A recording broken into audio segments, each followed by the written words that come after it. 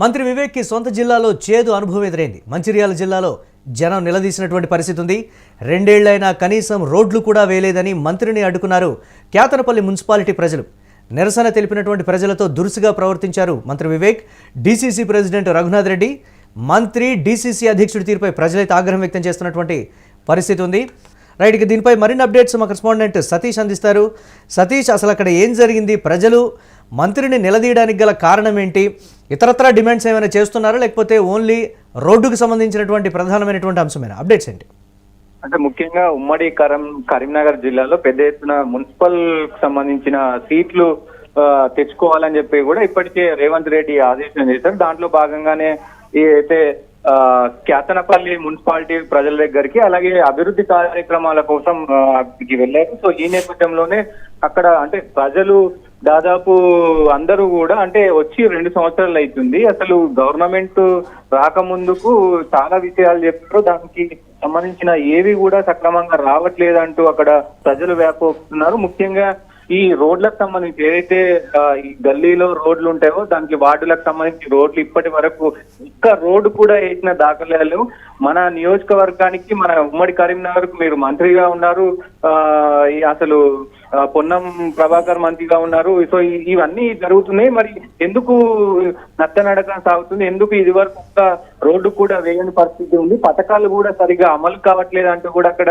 తీవ్ర వాగ్వాదానికి దిగారు ప్రజలు. ఒక్కసారిగా తీవ్ర వాగ్వాదానికి దిగిన ప్రజలతో ఏదైతే మొన్న డీసీసీ ప్రెసిడెంట్ గా అయినటువంటి రఘునాథన్ రెడ్డి కూడా అటు ఈ మంత్రి వివేక్ అలాగే రఘునాథ్ రెడ్డి ఇద్దరు కూడా ప్రజలపై కొంచెం అసహనం వ్యక్తం చేశారు. ముఖ్యంగా దీనికి సంబంధించి ఏదైతే వాళ్ళు అడుగుతున్న దానికి వస్తాయి. సో ఇప్పుడు గవర్నమెంట్ అన్ని వనరులు సమకూర్చుకుంటుంది, ఒక్కొక్కటిగా చేస్తున్నాం కదా అంటూ కొంచెం దొరుసుగా కూడా వాళ్ళు ప్రవర్తించినట్టు తెలుస్తా ఉంది. దీనికి సంబంధించి ఇప్పటికే సోషల్ మీడియాలో ఒకవైపు పెద్ద ఎత్తున ఇటు వైరల్ అయితే అవుతా ఉంది. దీనికి సంబంధించి ముఖ్యంగా పొన్నం ప్రభాకర్ ఉన్నారు, దానికి సంబంధించి అలాగే మంత్రి వివేక్ ఉన్నారు. సో ఇద్దరు మంత్రులు ఉన్నా గానీ సో ఎందుకు పనులు కావట్లేదు ఉమ్మడి కరీంనగర్ కు అనేది పెద్ద ఎత్తున చర్చనీయాంశమైనది.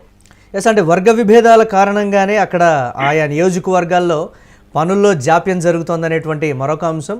కాంట్రాక్టర్లు కూడా ఒకంత పనులు చేపట్టడానికి కూడా ముందుకు రాకపోవడం కానీ, పాత బిల్లులు పెండింగ్లో ఉన్నాయి, అధికారుల దృష్టికి తీసుకువెళ్ళినా కానీ పట్టించుకోవట్లేదు అనేటువంటి రకరకాల వెర్షన్స్ను కూడా అక్కడ ప్రజలు ఆయన దృష్టికి తీసుకువెళ్ళినటువంటి పరిస్థితి ఉంది కదా. దీని మీద ఏమైనా ఆయన మాట్లాడటం కానీ, లేకపోతే ఇతర అధికారులు ఏమైనా స్పందించడం కానీ జరిగిందా మంత్రి దాకా ఈ విషయాన్ని తీసుకెళ్ళినప్పటికీ కూడా? అంటే ముఖ్యంగా అక్కడ ప్రజలు, అక్కడ ఉన్నటువంటి స్థానికులందరూ కూడా అంటే ఎలక్షన్స్ వచ్చినప్పుడు, ఎలక్షన్స్ దగ్గర ఉన్నప్పుడు మాత్రమే ఇట్లా వస్తున్నారు, శంకుస్థాపనలని అది చేస్తాం ఇది చేస్తాం అని చెప్తున్నారు తప్ప ఎక్కడ పనులు అవుతున్నాయి? 2 సంవత్సరాలు అవుతుంది.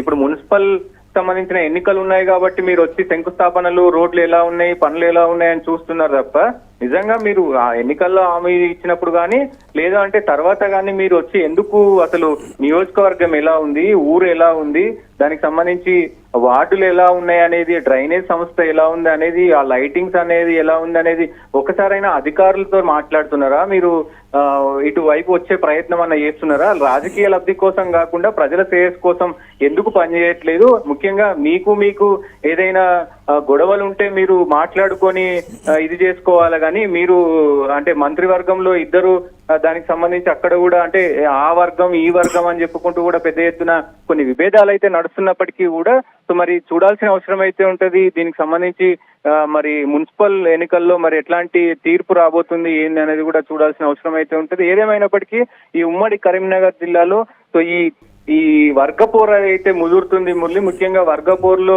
ప్రజలు అన్యాయం అయిపోతున్నారు. ముఖ్యంగా ఈ ప్రజలకు ఎలాంటి పనులు చేయాలంటే ఈ మంత్రికి సంబంధించిన పనులు చేస్తే ఆ మంత్రి కోపం, ఆ మంత్రికి సంబంధించిన పనులు చేస్తే ఈ మంత్రి కోపం, కొంతమంది ఎమ్మెల్యేలు ఇటువైపు, కొంతమంది ఎమ్మెల్యేలు అటువైపు, మొత్తం కూడా ఒక ఉమ్మడి కరీంనగర్ లో పెద్ద రాజకీయ ప్రకంపనలు లేవుతా ఉన్నాయి.